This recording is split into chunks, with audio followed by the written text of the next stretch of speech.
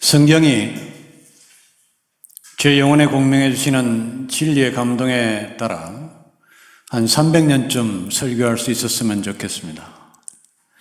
전하고 싶은 진리의 말씀에 비하면 설교자로서의 시간이 제게는 별로 없습니다. 그래서 마음이 초급합니다. 제 기억이 옳다면 제임스 패커는 그의 명저 하나님을 아는 지식의 서문에서 그가 그 글을 쓰기를 연극 배우가 햄릿을 공연할 기회를 기다리는 것 같이 기다렸다고 말했습니다. 설교자에게 마태복음 5장에 펼쳐지는 팔복의 장엄한 진리는 연극 배우에게 햄릿과 같은 것입니다. 오늘부터 제가 여건에 따라 연속적으로 전하려고 하는 말씀은 예수께서 교회에 내려주신 팔복의 진리와 은혜에 관한 것입니다. 저는 먼저 저의 팔복 강해는 팔복에 관한 직간접적 수많은 언급이 교회 역사에 있어 왔지만은 특별히 영국 복음주의 설교자 저술가 웨일즈 학파의 대표적인 회중교회 목사였던 위대한 설교자 데이비드 마틴 로이드 존스 목사님의 팔복 강해에 가장 큰 영향을 받았음을 밝혀드립니다. 그분과 완전히 같은 관점과 이해를 갖고 있다고 비판받아도 할 말이 없습니다. 그것이 사실이기 때문입니다. 그러나 그 같은 비판을 부끄럽게 생각하지도 않습니다. 그분은 옳았고 그분은 예수님의 영혼 안에 있었습니다. 그리고 내가 예수님의 영혼 안에 있음으로 하여 같이 예수 안에 있는 로이드 존스 목사님과 같은 시각과 견해를 갖는 것이 자랑스러울 수는 있어도 두렵고 부끄러워야 할 이유는 없다고 생각합니다. 오늘은 팔복의 첫 번째 복인 심령이 가난한 자의 복을 묵상하겠습니다. 성도에게 이 말씀은 가장 실제적이며 기본적인 말씀입니다. 그러나 동시에 이 말씀의 영광과 크기에 비하면 말씀보다 교회와 성도에 의하여 매장에 가까운 외면을 받고 있는 말씀도 없을 겁니다. 아마도 이 말씀이 예고 없이 갑자기 출현하고 있으며 또 아무런 보충 설명 없이 짧게 선언되고 있기 때문일 것입니다. 따라서 심령의 가난에 대한 이해를 요구하는 영적인 갈급함이 성령과 성도 양측에서 매우 크다고 할 수 있습니다. 저는 오늘 이 본문을 강의하면서 심령이 가난한 것이 구체적으로 어떤 상태를 말하는지 가능하면 충실하게 보여드리려고 합니다. 그리고 이 지극히 고통스럽고 높은 상태에 성도가 머물러 있는 것이 왜 복된 것인지 천국이 저희 것임이라는 말씀을 기준으로 설명드리려고 합니다. 이 시간을 통해서 하나님의 진리의 영이 설교를 사용하시고 여러분에게 큰 도움이 되시기를 주의 이름으로 축원합니다. 심령의 가난이 무엇인지 설명하기 위해서 선택할 수 있는 몇 가지 길이 있습니다. 저는 다소 번거롭다는 단점이 있지만은 실제적인 길을 택하도록 하겠습니다. 사람들의 상태를 단계별로 나누어 살펴보는 방법입니다. 사람들의 일상은 즐겁고 행복합니다. 모든 일이 순조롭고 사람들과의 관계도 화목합니다. 모든 것이 뜻과 같이 평안합니다. 이때에는 아무런 문제가 없습니다. 이것을 첫 번째 단계라고 봅시다. 그런데 얼마 지 않아서 문제가 발생합니다. 평안한 상태가 완전히 바뀝니다. 삶을 영위하는 대지 혹은 영혼의 하늘에 먹구름이 몰려옵니다. 이것은 제가 인생을 살아왔던 수많은 시간들에 대한 경험입니다. 인간적인 관계에서 문제가 발생할 수도 있고요. 우수한 이유로 사람들과의 관계에 갈등의 요소가 발생합니다. 감정이 대립되고 오해가 생기고 그것으로 인하여 심한 스트레스와 고통을 겪게 됩니다. 혹은 생활에 문제가 발생할 수도 있습니다. 질병이 생긴다거나 실직을 한다거나 너무나 많은 일들이 우리의 주변에서는 일어날 수 있습니다. 위험이 잠복되어 있는 매우 험악한 인생의 길을 저와 여러분 가고 있지 않습니까? 철로 역정에는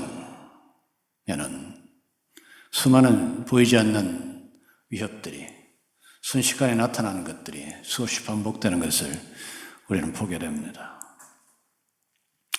이런 일이 생기면 사람들은 슬픔과 걱정과 좌절을, 고통을 경험합니다. 이것을 두 번째 단계라고 봅시다. 그리고 이 두 번째 단계에 부딪히면 사람들은 세 번째 단계로 들어가는데요. 생각하기 시작해요. 고민을 합니다. 그리고 나름대로 결론을 내리고 문제에 대응하기도 합니다. 어떻게 해야 될까? 자신의 교만과 자신의 부족이나 자기 속에 있는 이기적인 어떤 측면들이 통제하기 매우 힘든 기질의 문제들이 이 문제를 발생시켰다라고 반성하기도 합니다. 헛된 욕심에 사로잡혔다거나 문제를 깊이 생각하지 못하는 어리석음의 원인이 있다고 탄식하기도 합니다. 그리고 자기 입이 문제라고 습관의 결점을 반성하기도 합니다. 사람들은 이런 반성들이 쌓이는 것을 성숙이라고 부릅니다. 그러나 저는 다소 냉소적이 되더라도 여러분에게 밝혀드립니다. 이런 것들의 누적은 사람을 성숙하게 만들지 못합니다. 제가 평생 해봐서 압니다. 별로 도움이 안 됩니다. 저는 여러분이 이런 모든 과정들을 거쳐서 심령의 가난으로 나아갈 수 있게 되시기를 주의 이름으로 축원합니다. 그러나 사람들은 이런 일 정도로 심령의 가난이라는 위대한 단계로 나아갈 만큼 지혜롭지 못합니다. 때로는 스스로 변명하고 때로는 상대의 문제로 결론 내리기도 합니다. 또는 환경을 바꾸기 위해서 악전고투합니다. 지혜를 짜내고 계획을 세우고 여러 가지 대책들을 동원합니다. 이것을 네 번째 단계라고 볼 수 있습니다.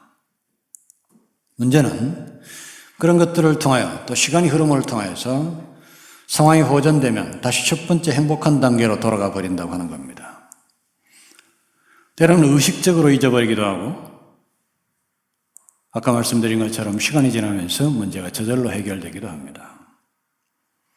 그런데 우리 인생은 그렇게 단순하지 않잖아요. 문제는 또다시 발생합니다. 그리고 첫 번째에서 네 번째 단계로 끊임없이 반복합니다. 그것을 다섯 번째, 구차한 반복을 다섯 번째 단계라고 봅시다. 사람들은 때로 새로운 길로 접어듭니다. 그들은 진정한 개선을 소원합니다. 왜 이렇게 다람쥐 쳇바퀴 돌듯이 구차하고 부끄러운 반복을 거치면서 조금도 개선되지 않는가? 자신에게 스스로 분노를 느끼기도 합니다. 그리고 정식으로 문제를 다루려고 생각합니다. 모든 문제를 본질에서부터 신박하고 성실하게 다루려고 결심합니다. 깊이 있게 자신을 관찰합니다. 이것이 여섯 번째 단계입니다. 그리고 그들은 이제 일곱 번째 단계로 들어갑니다. 그들 자신의 문제가 의외로 심각하다는 사실을 알 수 있게 됩니다. 모든 일에 대하여 한계가 있으며 자신 속에 크고 근본적인 문제가 있음을 확인하게 됩니다. 쉽게 통제될 줄 알았는데 문제가 의외로 완고하고 결코 쉽지 않다는 것을 알게 됩니다. 수많은 낙오자가 발생하는 가운데 치열하게 그 한계들을 극복하기 위하여 싸우는 사람들이 나타나게 됩니다. 어떤 사람들은 이 거대한 전쟁에 전적으로 뛰어듭니다. 이것이 여덟 번째 단계입니다. 그들은 인생의 진정한 싸움의 실체는 인생 전체를 감금하는 보다 근원적인 문제에 있다는 사실을 알게 됩니다. 이 단계에 있는 사람들을 세상은 흔히 구도자라고 부릅니다. 그들은 이 싸움에 그들의 생애와 목숨을 걸게 됩니다. 그들은 혹은 종교인 혹은 철학자가 됩니다. 그러나 저들의 싸움은 점점 더 치열해집니다. 저들은 자신의 몸을 쳐서 상하게 하기도 하고 극단적인 방법으로 자신을 수련하기도 합니다. 장좌불화, 오래 앉아서 눕지 않는다라는 뜻입니다. 여러분, 집에 들어가면 금방 눕고 싶죠? 예. 저는 그런 분위기의 집안에서 자랐습니다. 제가 자라는 우리 가정은요, 집안에 전부 다 쓰러져 있어요. 집에 들어가면 전부 누워 있어요. 지금도 제가 어머니 집에 가면 좀 누워라 이 말씀이 습관입니다. 듣고 싶죠? 근데 어떤 분들은요, 밤이고 낮이고 눕지 않습니다. 어느 정도 눕지 않느냐 하면 정철 스님은 8년을 눕지 않았습니다. 앉아서 잡니다. 그리고 맹렬한 호랑이처럼 정진을 계속합니다.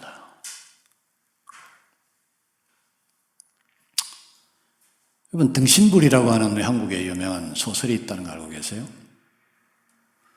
사람들은 안전체로 그렇게 굶어 죽습니다.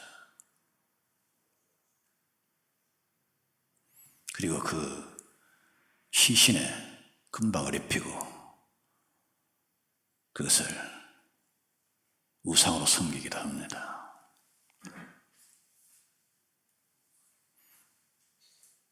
이것이 우리 인생의 정체입니다, 여러분. 석가의 설산고행도를 보고 저는 충격을 받았습니다.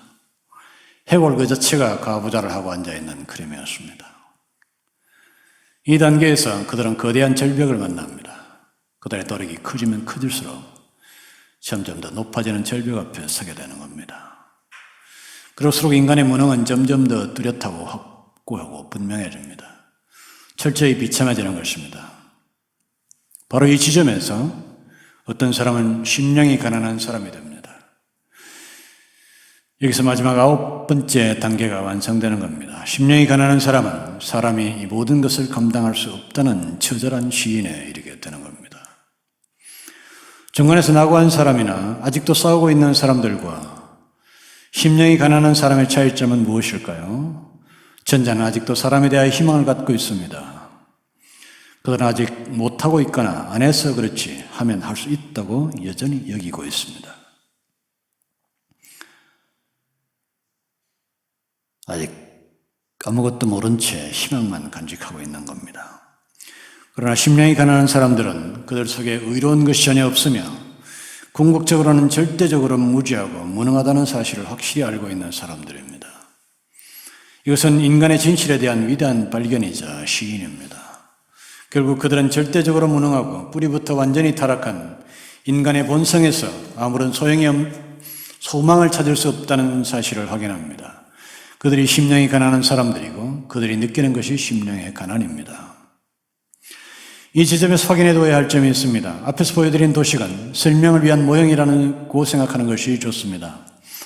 심령의 가난은 전적으로 하나님의 은혜, 즉 성령의 깨닫게 하시는 작용에 의해서 되는 겁니다. 인간적인 차원에서 관측할 때는 두 방향에서 진행되는 것으로 보입니다. 하나는 사람 자신의 사고 과정 속에서 이루어지는 것으로 생각됩니다. 그러나 동시에 성경의 진리를 말하는 사람들의 가르침과 전도를 받아들이는 형식으로 구체화되어 갑니다. 이것은 불신의 상태에 있을 때뿐 아니라 이미 하나님의 자녀가 된 이후 신앙생활을 해가는 동안에도 계속 이미 말씀드린 과정을 거치게 되는 것입니다. 이것을 통해서 강화되고 깊어지고 확고해가는 것입니다. 자신을 진실되게 살핀다면 사람 안에는 아무것도 선한 것이 없다는 것을 발견하게 되는 것을 확신하십니까? 우리는 우리를 둘러싸고 있는 모든 세계를 알 수 없습니다. 내적으로는 우리의 피 속에 흐르는 무서운 죄악들을 보셔야 합니다. 사람은 이기심과 자기중심적인 경향과 모든 쟁투성과 무서운 교만에서 결코 해방될 수 없습니다. 순결한 상태를 이룩하기 위하여 노력해 본 사람이라면 우리가 노력할수록 점점 더 절망적이 된다는 것을 이해할 수 있습니다. 그들은 이렇게 말합니다. 내 지체 속에서 다른 한 법이 내 마음의 법과 싸워 내 지체 속에 있는 죄의 법 아래로 나를 사로잡아 오는 것을 보는도다. 오호라 나는 곤고한 사람이로다. 이 사망의 몸에서 누가 나를 건져내랴. 로마 7장 23절 24절 말씀입니다. 이 위대한 진리의 말씀에 아멘으로 화답할 수 있는 영혼들이 되시기를 주의 이름으로 축원합니다. 내가 죄악 중에 출생하였으며 모친이 나를 죄 중에 잉태하였도다. 시편 51편 5절입니다. 위대한 다윗의 진술입니다. 이 진술에 동의할 수 있는 여러분이 되시기를 주의 이름으로 축원합니다. 이 초월적 진실의 말이 우리의 심령에 있어야만 합니다. 복이 있나니 심령이 가난한 자는 복이 있나니 그들이 복이 있다고 말합니다. 믿어줍니까? 정말 이 상태에 있는 사람들이 복이 있을까요? 이 말씀이 제시하는 복의 방편은 세상 사람들이 행복을 추구하는 원리와 크게 두 가지 점에서 반대의 입장을 보여줍니다. 그것은 단적으로 나타내는 단어가 심령과 가난입니다. 심령이 가난한 자는. 자연인들이 행복을 추구하는 법은 크게 두 가지입니다. 하나는 환경을 복 있는 상태로 만드는 겁니다. 수명, 부요함, 심신의 건강을 말하는 강령과 원만한 인간관계를 말하는 유호덕, 자기 수명대로 살다가 편안하게 죽는 고정명, 이것이 사람들이 노래 부르는 오복입니다. 어떤 사람들은 칠복이라고 말하기도 하죠. 이 오복이 얼마나 환경과 조건의 문제에 초점이 맞춰져 있는가 여러분들이 보십시오. 세상은 항상 복을 이런 개념으로 생각합니다. 그런데 예수님은 심령이 가난한 자가 복이 있다고 말합니다. 곧 복은 심령의 문제라는 겁니다. 이것은 진리입니다. 이것은 훨씬 견고한 행복을 우리에게 가져다 줍니다. 오복은 참으로 불안한 행복법이 아닙니까? 5개 중에 하나만 빠져도 그 사람의 행복에는 심각한 결함이 생깁니다. 여러분, 오래 살고 인간관계 좋고 다 좋은데 돈이 없어요. 너무 가난해요. 행복합니까? 돈도 많고 오래 살고 인간관계도 다 좋은데 마음이 늘 불안하고 초조한 건강에 문제가 있다면 여러분 과연 행복합니까? 우리 건강은 얼마나 위태롭습니까? 그러니까 이 5개 중에 하나만 문제가 생겨도 인생은 절대로 행복하지 못합니다. 세상에서 가장 불행한 사람이 되는 겁니다. 그런데 예수님은 심령이 가난한 자가 복이 있다고 말씀하십니다. 곧 복은 심령의 문제라는 겁니다. 이것은 진리입니다. 이것은 훨씬 견고한 행복을 우리에게 가져다 줍니다.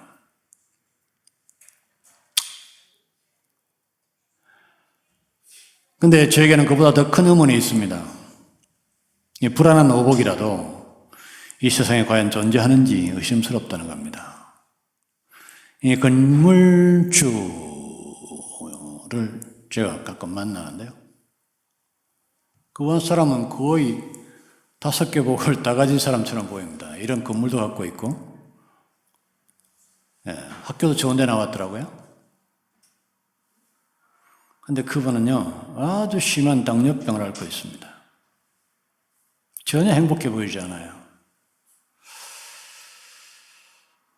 여러분, 우리 물리적인 행복, 이거는요, 세상에 존재하지 않는 영원한 신기루 같은 겁니다.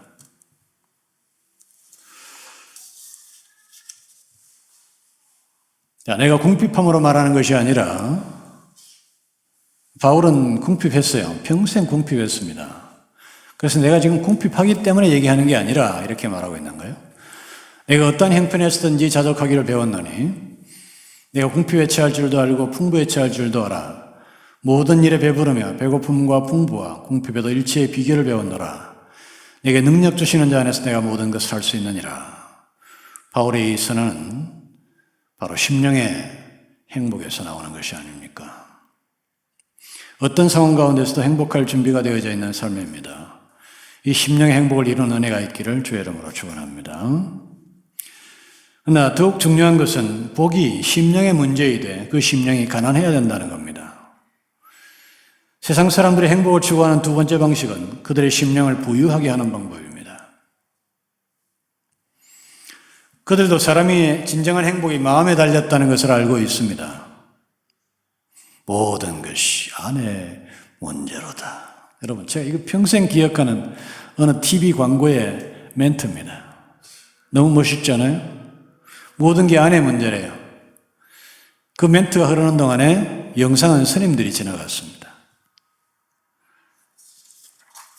모든 게 안의 문제라는 건 알아요. 물질의 문제가 아니라 외부의 문제가 아니라 나의 문제고 내 정신의 문제고 내 영혼의 문제고 내 심령의 문제라는 거 세상에 알만한 사람들은 압니다.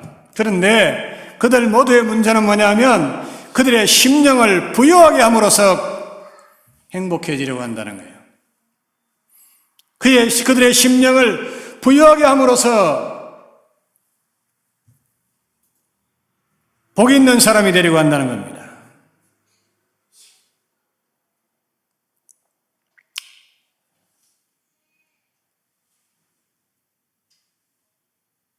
여러분,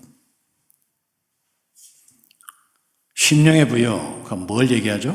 해탈 같은 게 심령의 부여입니다. 모든 것을 깨달아 아는 것, 모든 것을 극복하는 것. 네, 여러분, 그런 게 세상에 존재합니까? 저는 해탈이라는 개념은 인정하지만 해탈이 세상에 있다고 믿지는 않습니다. 그리고 설사 수천만 명의 불교인들 중에서 한두 명의 해탈이 했다고 칩시다. 나머지 불교인들은 뭐가 됩니까?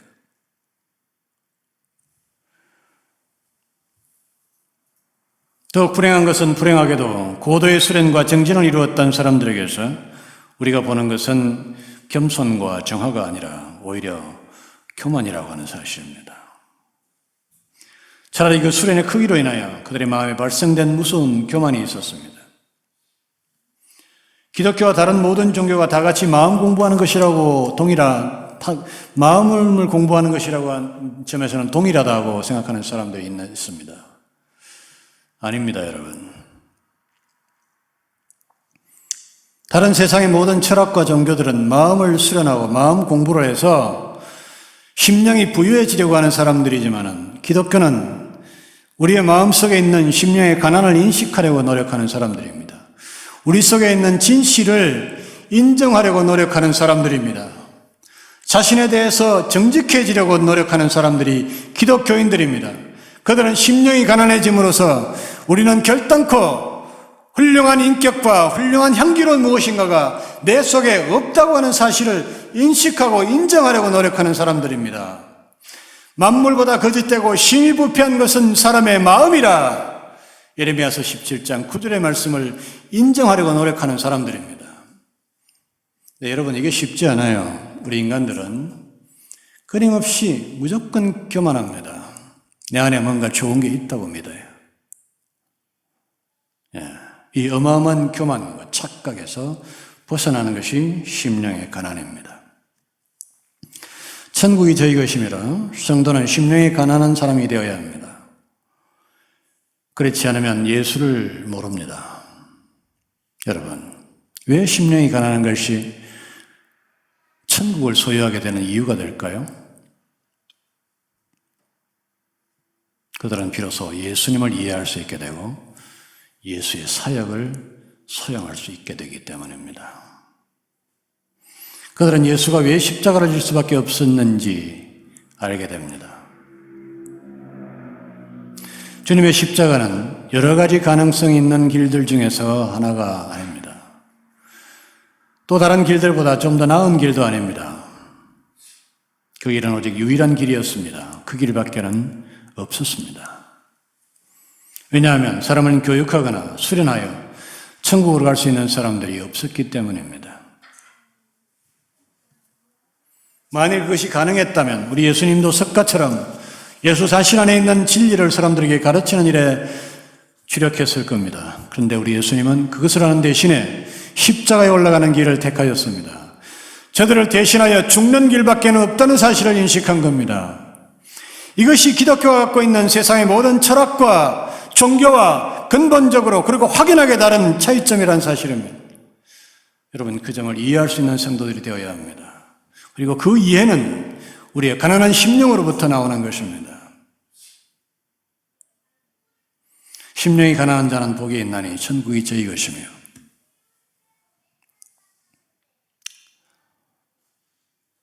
여러분, 우리 천국은 우리가 죽어서 가게 될 찬란한 세상, 저는 날마다 그것을 사모합니다. 그런데 또 다른 하나의 천국이 있죠. 그것은 바로 예수 그리스도와 하나님께서 다스리시는 그의 명령과 요구가 집행되는 영역을 천국이라고 말합니다. 여러분 속에 그 천국이 이루어지시기를 또한 축원합니다. 예수님의 통치가 여러분 심령 가운데 이루어질 수 있게 되기를 바랍니다. 그것이 우리 심령 속에 있기 위해서는 우리는 근본적으로 겸손하지 않으면 안 됩니다. 회개하라 천국이 가까웠느니라 주님은 외쳤습니다. 회개와 천국은 상관이 있습니다. 어떤 종류의 천국이든 천국은 회개하는 사람들에게 임합니다. 여러분, 심령의 가난이 가장 위대한 회개라는 사실을 아십니까?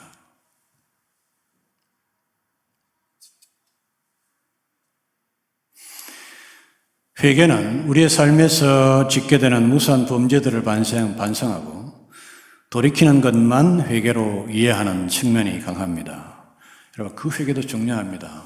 여러분, 우리가 잘못한 것이 있으면 그 잘못을 인정하고 이해하고 돌이켜서 다시 그 잘못을 범하지 않는 것이 중대한 회개입니다. 그런데요, 그것보다 더 거대하고 근원적인 회개가 있습니다. 그것은 사람의 완전 부패, 전적 무능력에 대한 시인이고 그것은 원죄에 대한 회개입니다. 이 근원적 회개는 그 본질적 특성으로 인해서 사람을 보다 근원적으로 변화시킵니다.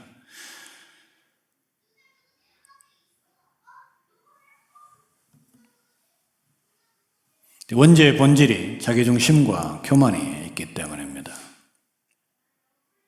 여러분, 이 심령의 가난한 것을 통해서 우리 영혼의 근원적인 겸손을 이루게 되시길 바랍니다. 그리고 그 겸손 속에서 천부의 의지 없어서 손들고 옵니다 라고 말할 수 있게 되시기를 바랍니다. 놀라운 것은 그토록 철저히 불가능했던 겸손이 바로 이 지점에 이르러서야 비로소 가능하게 된다는 사실입니다. 원죄의 원인이며 동시에 결과였던 그 무서운 교만이 근원적으로 무너지는 장면입니다. 이것이 회개의 본질입니다. 에덴 동산이 죄악의 원인이 극복되는 장면입니다. 여기에 구원이 있습니다. 그들은 여기에 머무르려 하나 다시 교만해지지 않습니다. 심령이 가난한 자는 복이 있나니 천국이 저희 것이며, 우리가 심령이 가난해짐으로써 우리 속에는 절대로 교만해질 수밖에 없는 피가 흐르고 우리는 교만에서부터 벗어날 수 없다는 철두철미한 인정이 우리의 마지막 겸손이라는 사실을 이해하시는 여러분이 되기를 주의 이름으로 축원합니다. 바로 이 심령의 가난한 자만이 복이 있고 천국이 저희 것이 되는 것입니다. 여러분, 이 지점에 사지 않으면 안 되는 또 하나의 말씀이 있습니다. 이 말씀은 여러분 제가 반드시 해야 합니다. 기독교인 중에서도 심령의 가난을 통해서가 아니라 부유해짐으로써 복을 누리려고 하는 사람들이 있습니다. 그들은 성령 충만으로 심령의 부요를 이룰 수 있다고 믿습니다. 이건 매우 중대한 개념입니다. 여러분, 성령 충만으로 겸손해질 수 있다고 생각해요. 성령 충만으로 우리 속에 있는 모든 죄악된 욕망들을 통제할 수 있다고 생각하는 겁니다. 세상의 어떤 성령 충만도 우리를 겸손하게 하지 못합니다. 저는 이 점을 분명히 얘기합니다. 세상의 어떤 성령 충만도 우리를 우리의 탐욕으로부터 자유롭게 하지 못합니다. 성령 충만의 가장 위대한 역사는 오라 나는 곤고한 사람이로다 누가 나를 이 사망의 몸에서 건져낼까? 라고 부르짖게 만드는 성령의 역사만이 마지막으로 진실한 성령의 역사라는 사실을 깨닫는 은혜가 되시기를 축원합니다.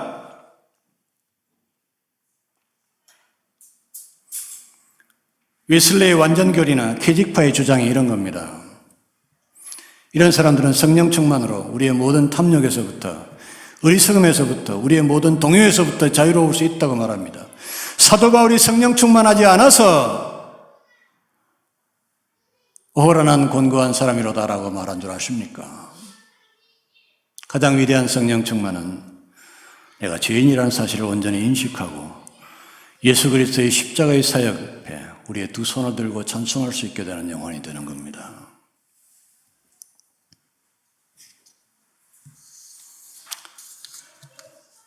또 하나 우리가 잊어서는 안 되는 축복의 하나는 심령에 가난한 자는 산상보원 전체가 그들의 것이 된다는 사실입니다. 그들은 먼저 팔복을 이룹니다. 심령이 지극히 가난한 것 때문에 애통해야 합니다. 애통하는 자는 복이 있나니 기억하시죠? 그들은 모든 사람이 사실은 하나같이 철저히 연약하다는 사실을 확실하게 알고 있습니다. 그러므로 진심으로 그들은 사람들에 대하여 불쌍하게 생각합니다. 긍휼히 여기는 자는 복이 있나니 기억하십니까? 내 안에서 도저히 극복할 수 없는 죄악이 있기 때문에 다른 사람들이 죄악에서 벗어나지 못하는 것을 비로소 긍휼히 여길 수 있게 되는 겁니다. 따라서 근거 있는 온유를 이룰 수 있게 됩니다. 여러분, 온유한 자는 복이 있나니 이것은 심령의 가난에서부터 시작되는 겁니다.